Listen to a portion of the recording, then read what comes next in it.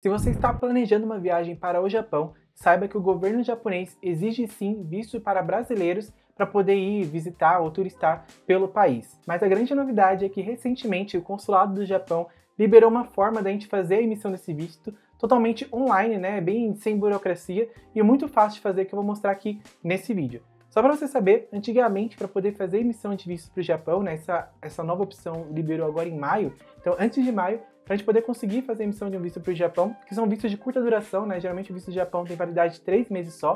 Então ele basicamente é um visto emitido só para aquela sua viagem específica. Se você for viajar de novo, você tem que fazer uma nova emissão, né? Porque ele é um visto de curta duração. Antigamente a gente poderia fazer de duas formas. Uma é indo até o consulado, então você tinha que agendar um horário para ir até o consulado do Japão, que tem uma unidade em São Paulo, no Rio de Janeiro.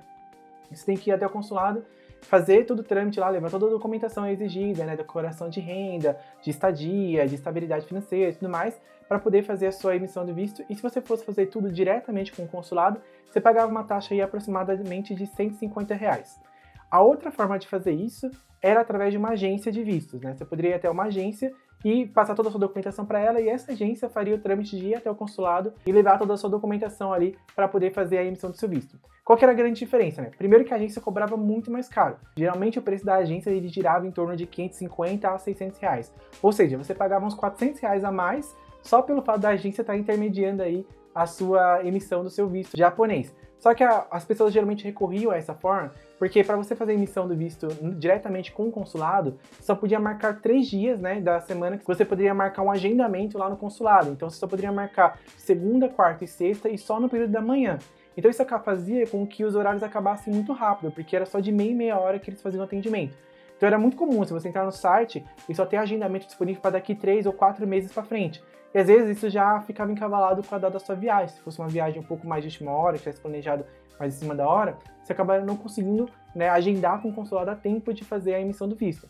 E a vantagem de você ir com uma agência é porque geralmente as agências tinham mais flexibilidade, porque elas levavam, né, um grande volume ali de documentos, né, para que fosse emitido os vistos lá no consulado. Então você conseguia, com uma agência, às vezes, emitir seu visto para 2 semanas, 3 semanas, depois de você levar toda a documentação. Porém, o preço que eles cobravam era muito mais alto. Só que recentemente, né, agora em abril de 2023, o consulado japonês, né, liberou uma forma totalmente online de a gente fazer essa emissão de visto que não requer agendamento, né, e nem você passar por nenhum intermediador, né? Você faz tudo diretamente com o consulado, porém tudo de forma online. Então você acessa o site que eu vou colocar aqui embaixo, que é o site do consulado japonês do E-Visa.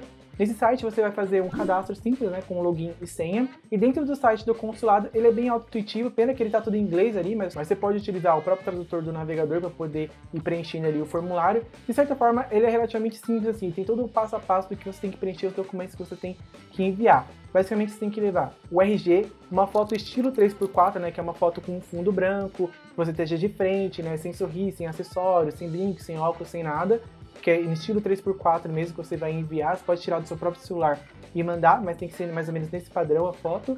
Um comprovante de renda, que geralmente eles pedem que seja o imposto de renda do ano anterior e os 3 últimos olerites, né, do seu trabalho.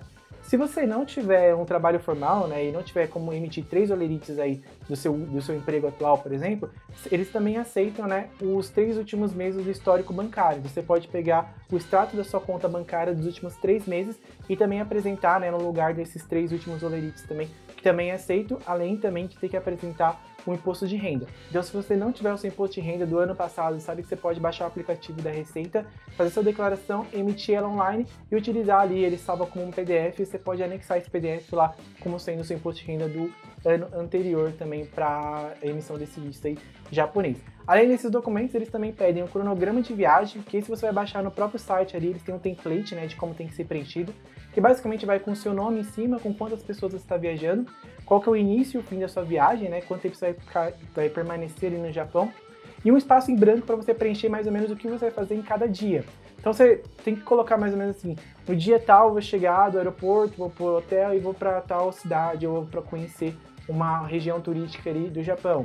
no outro dia eu vou passear por tal tempo. Então você coloca ali mais ou menos qual que é o cronograma que você vai fazer ali no Japão, para que lugares você vai visitar, quais lugares você vai conhecer, para poder eles terem ali mais ou menos uma ideia de rastreabilidade do que você vai fazer em território japonês. Também eles exigem que nesse cronograma você coloque ali os dados do seu hotel. Então você tem que colocar qual que é o nome do hotel, qual que é o endereço que ele tá, qual que é o telefone do hotel para contato também. E um outro documento que eles pedem também é os detalhes do seu voo de chegada no Japão. Todos os voos, se você estiver entrando no Japão, por exemplo, por Tóquio, e depois você vai pegar um voo interno até Osaka, por exemplo, e depois vai voltar para Tóquio, você tem que enviar todos esses voos aí para eles também.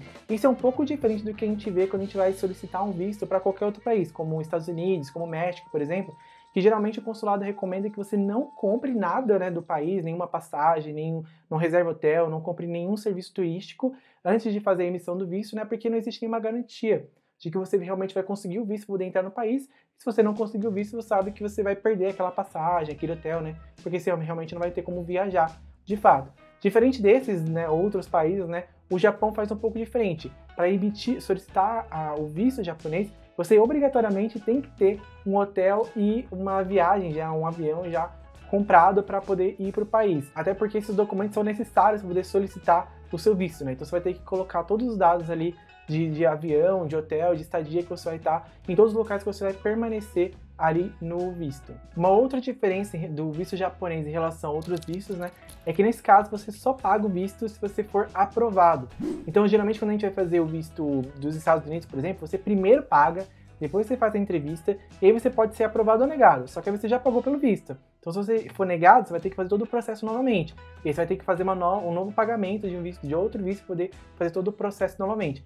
No Japão é diferente, né? Quando você vai fazer a solicitação do visto, primeiro você faz toda a etapa inicial, né? Só se você for aprovado, aí sim você vai até o consulado para poder fazer o pagamento, que aí é só em dinheiro mesmo. Aí você tem que ir, mesmo que você tenha solicitado o visto online, é obrigatório ir até um consulado para poder fazer o pagamento em dinheiro e poder retirar aí a autorização do seu visto, porque ele é digital, então ele também não carimba nada no seu passaporte. Você fica com login no sistema, né, do visto japonês, do consulado, e aí quando você for embarcar para o Japão, você entra no site, você não pode tirar um PDF ou fazer um print da tela, você é obrigatório entrar no site e mostrar ali o seu visto impresso no celular. Ele tem um cronômetro que fica aparecendo aqui no cantinho da tela, né, mostrando ali que você está no sistema mesmo, no site ali, com o seu visto ali, e esse visto, né, te autoriza a visitar o Japão pelos próximos 3 meses. Então, não adianta também correr para tirar o visto com muita antecedência da sua viagem, porque de fato ele só vai ficar válido 3 meses após a emissão. Então, se você emitiu ele, por exemplo, no final de abril, você vai poder viajar só até o final de julho, por exemplo. A outra vantagem do visto japonês é que ele é relativamente bem barato, né?